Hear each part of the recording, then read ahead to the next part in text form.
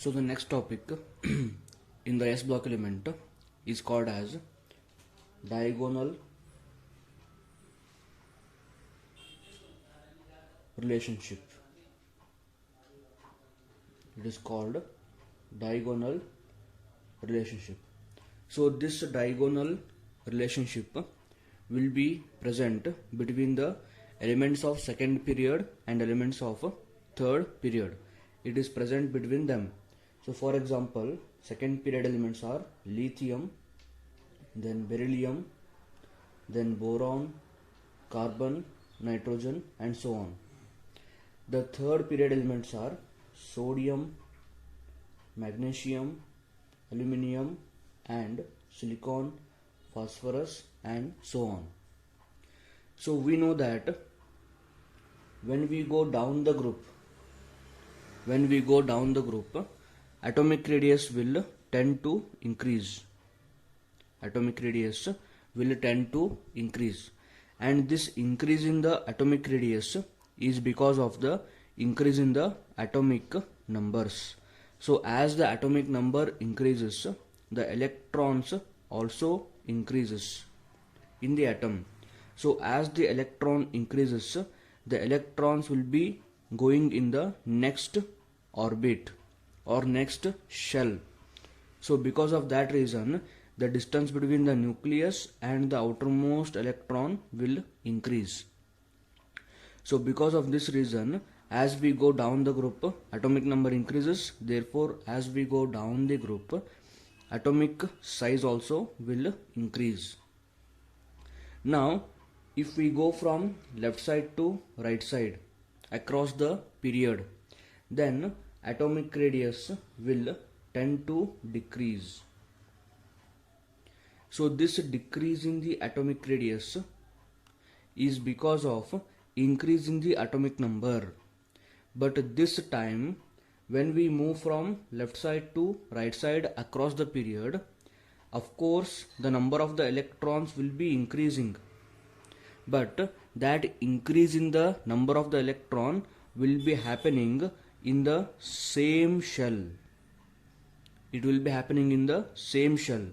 Since it is happening in the same shell, the distance between the nucleus and the electron will be remaining same.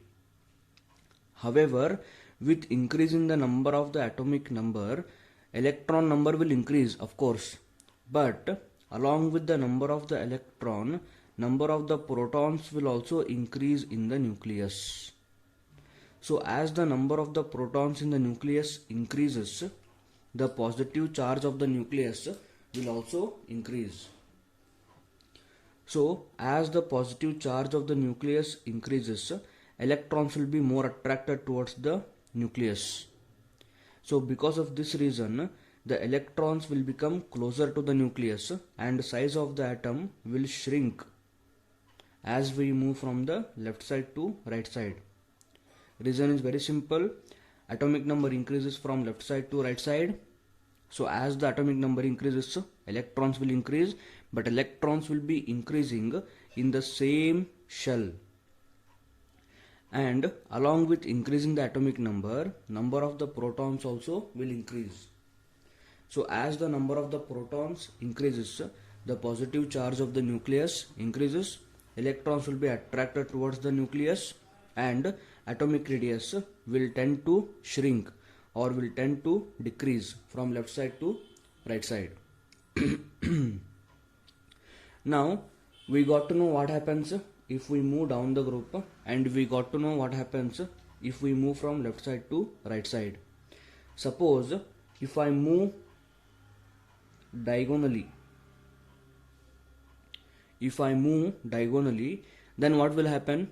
So if I move diagonally, I am moving down also and I am moving left to right also at the same time. So when we move diagonally, this increase in the size and decrease in the size both will get cancelled by each other, and atomic radius will tend to remain same. Atomic radius will tend to remain same when we move diagonally. Since atomic radius is remaining same, some of the properties of the diagonal elements will tend to remain same. So this is termed as diagonal relationship. Actually, when we move diagonally, atomic radius will remain same. Because of the same atomic radius, some of the properties will remain same. So what are those properties we have to see. But before going to that, remember this similar properties of the elements of the second and the third period element which are present diagonally is called as diagonal relationship. So I just now said that if we move diagonally, some properties will remain same. It may be physical property or it may be chemical property. Physical properties include melting point, boiling point, hardness, atomic radius, etc. And chemical properties include reaction with water, reaction with air, etc. etc. So first of all, we will see size. So lithium plus is having size of 76 picometer. So here pico means 10 to the power minus 12. And magnesium plus 2 is having size of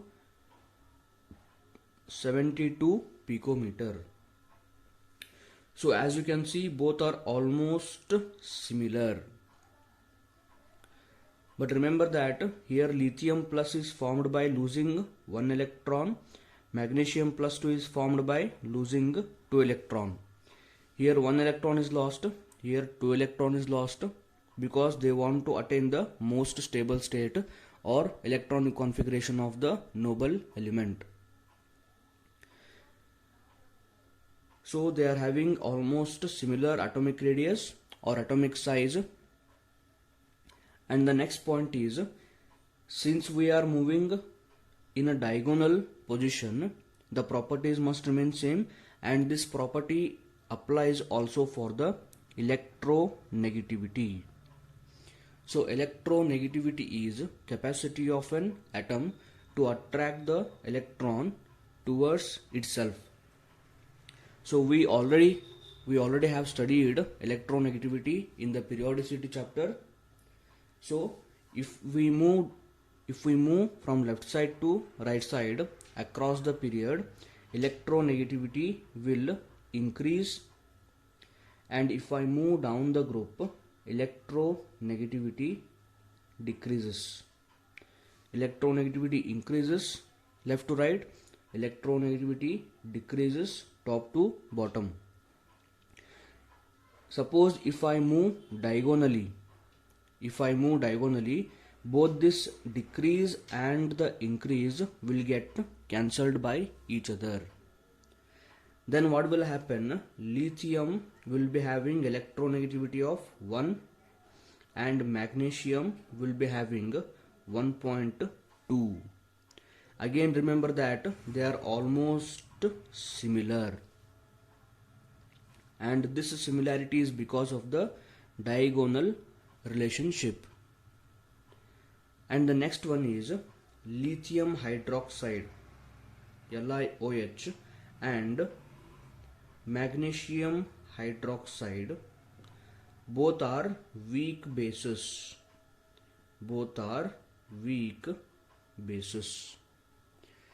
So first of all, you should know what is the meaning of the base. For now you can understand that bases are the reagent which donate OH minus. So if the OH minus donation, if it happens fast, it is strong base. If the OH minus is donated fast, then it will be called strong base. If it is donated slowly, then it will be weak base. So here we are saying that lithium hydroxide and magnesium hydroxide are weak bases. and there is a reason for that. Suppose if I take sodium hydroxide, it will become strong base. It will become strong base because sodium size is bigger, and this will be OH minus. So if the sodium size is bigger, then what will happen? Distance between the plus and the minus will be more. If the distance is more, attraction will be lesser. If the attraction is lesser, OH minus can leave faster. Now in the case of lithium is very smaller, and OH will be of the same size as I have taken here. So here what will happen? Distance will be smaller.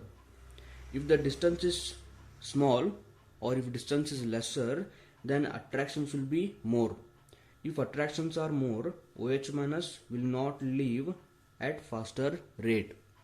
And the same theory applies for MgOH twice. So because of this reason, lithium hydroxide and magnesium hydroxide are called as weak bases because they donate OH minus slowly. So these are some terms and definition about the diagonal relationship.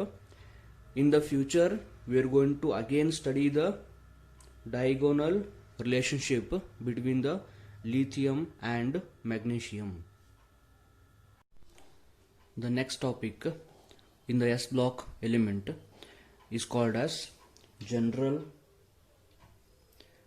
characteristics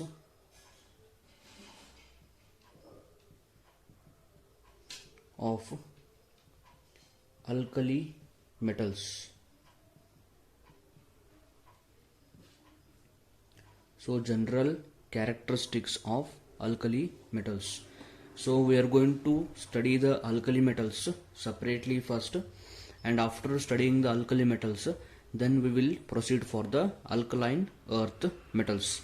So in the general characteristic, we will be studying electronic configuration, atomic radius, ionization energy, and further we will be studying some other properties, some physical properties like melting point, boiling point, density, etc. So first of all, let us go for the electronic configuration. Electronic configuration. So electronic configuration is how the electrons are arranged in the element or atom. That will be told by the electronic configuration. So first of all, I will take lithium, then we have sodium, then potassium, rubidium, cesium, and francium. So the atomic number of the atomic number of the lithium is 3. Atomic number of sodium is 11. Atomic number of potassium 19. Rubidium 37. Cesium 55, and francium 87. So these are the atomic numbers. That means these many number of the electrons are present in the atoms of the element. Now if I want to write the electronic configuration of lithium, I will be writing 1s2 2s1. So 2 electrons in the 1s orbital and 1 electron in the 2s orbital. Now instead of writing 1s2, I can also write helium 2s1, because we all know that helium is having 2 electrons and it is having configuration of 1s2. So instead of writing 1s2, I can write helium. These both are one and the same. Now if you want to go for electronic configuration of sodium, I can write 1s2 2s2 2p6 3s1. So this will be the electronic configuration for the sodium.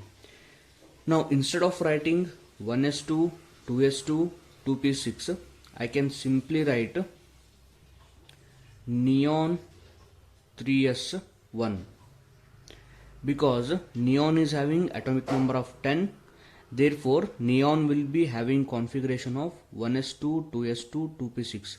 So this is nothing but configuration of the neon. So I can simply write neon 3s1. Now the next is potassium. So if I need to write the electronic configuration of potassium, I have to search for an noble element whose atomic number should be 18. So after that I can just write 4s1. So instead of writing all this configuration, simply I will write argon 4s1. So argon is having atomic number of 18. So after the 18, I just have to fill one more electron that will be going in the 4s1 orbital. Now next one is rubidium. So rubidium is having atomic number 37. So I need to find the noble element which will be having atomic number of 36. So that will be krypton 5s1. 36 plus 1, 37. Next, cesium is having atomic number of 55. So I need to find noble element of atomic number 54, and that will be xenon, and then 6s1. And next one, francium, will be obviously radon 7s1. So these are the electronic configurations for the alkali metals. Now here we can observe one common thing here. So that common thing is, after the noble gas configuration,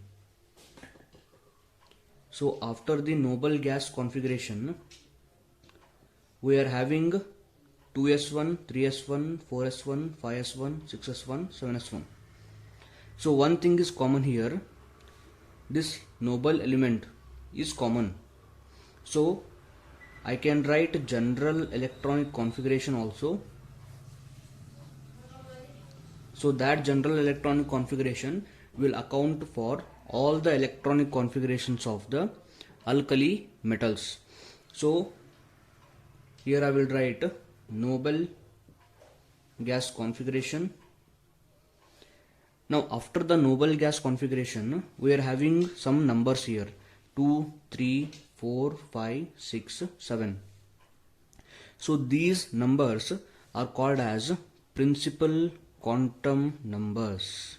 They are called as principal quantum numbers, which you have studied in the structure of the atom chapter. So these principal quantum numbers are determined by small letter n. So this principal quantum number will tell the main energy shell in which electron is revolving around the nucleus. So this number is nothing but n. And again the last one is remaining constant, that is S1. So this will be the general electronic configuration for the alkali metals. Noble gas NS1. Now next property, let us go for the atomic radius and ionic radius. Now we will see how the atomic and ionic radius varies in the alkali metals. So let me write all the elements again.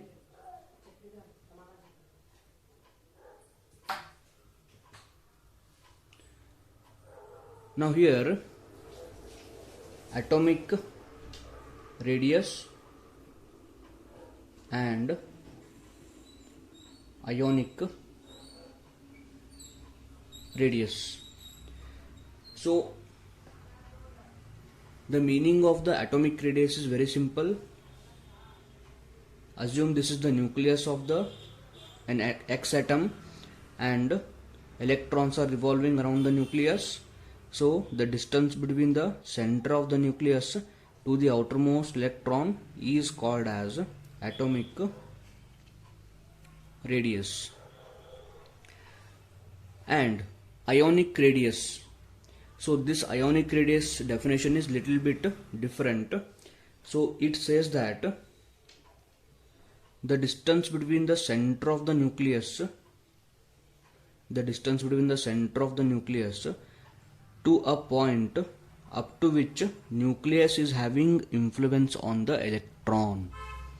Now to understand the definition of the ionic radius, we can take a simple assumption experiment.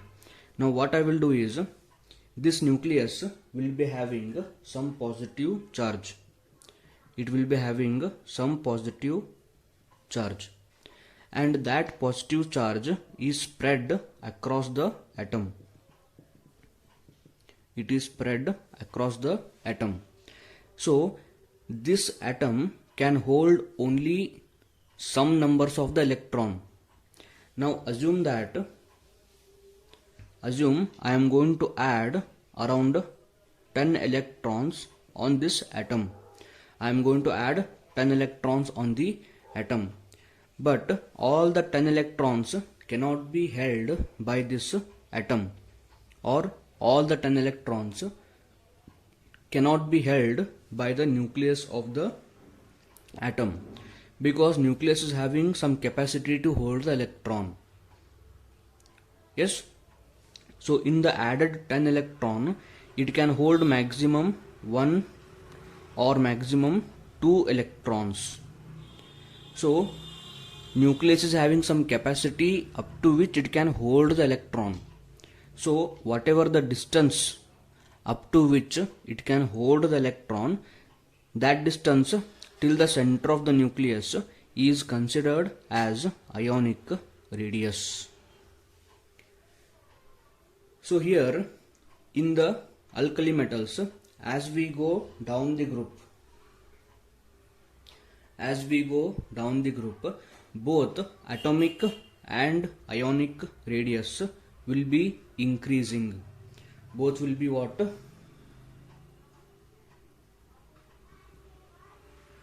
Increasing. So this increase in the atomic and ionic radius is because of the increase in the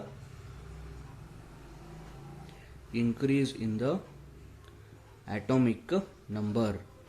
So as the atomic number increases, obviously number of the electrons will increase. So what will happen? More number of the shell will be added and distance will increase and atomic radius will increase. So ionic radius means all the alkali metals should lose one electron and they will acquire +1 charge. And even the positively charged cations of the alkali metals, as we go down the group, atomic radius and ionic radius both will be increasing. So this is all about the atomic and ionic radius. And one more very important point in the atomic radius is, for example, if I take lithium, beryllium, boron, carbon, nitrogen, oxygen, fluorine, neon. So this is a second period.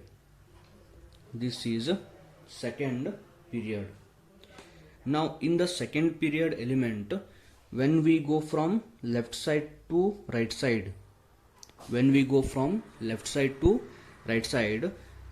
radius will tend to decrease.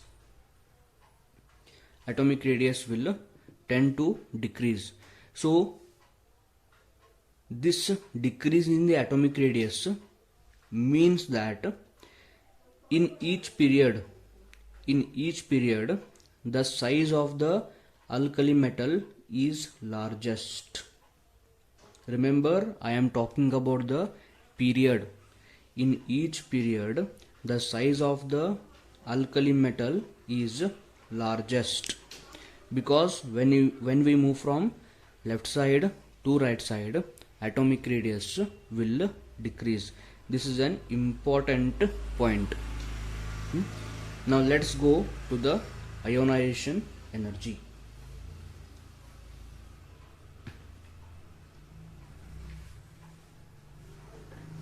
Next topic, ionization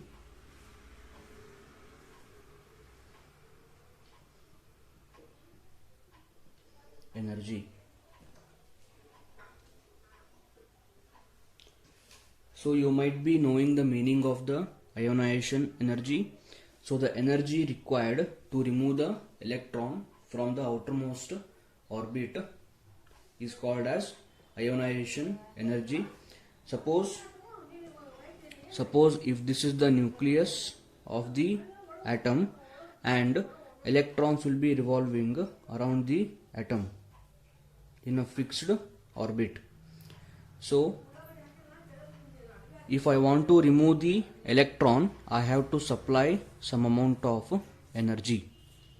Yes, so whatever the energy is supplied to remove the outermost electron, that is termed as ionization energy.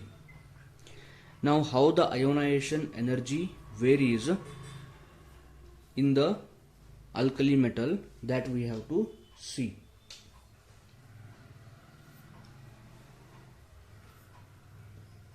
So as we go down the group, ionization energy will decrease.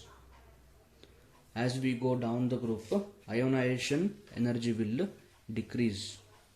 So why it is decreasing is because of a simple reason, that is, as we go down the group, atomic radius is increasing.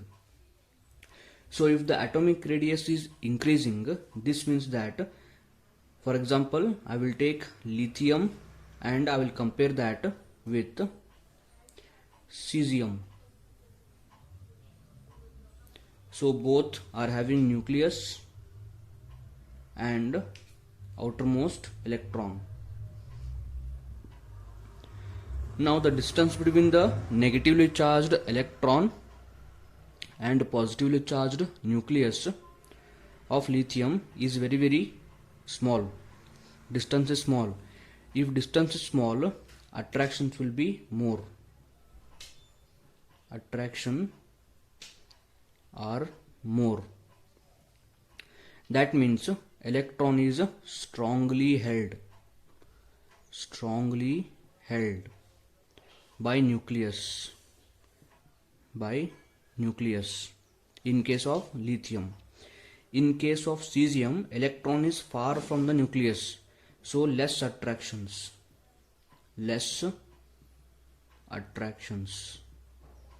So because of less attraction, electron is loosely held.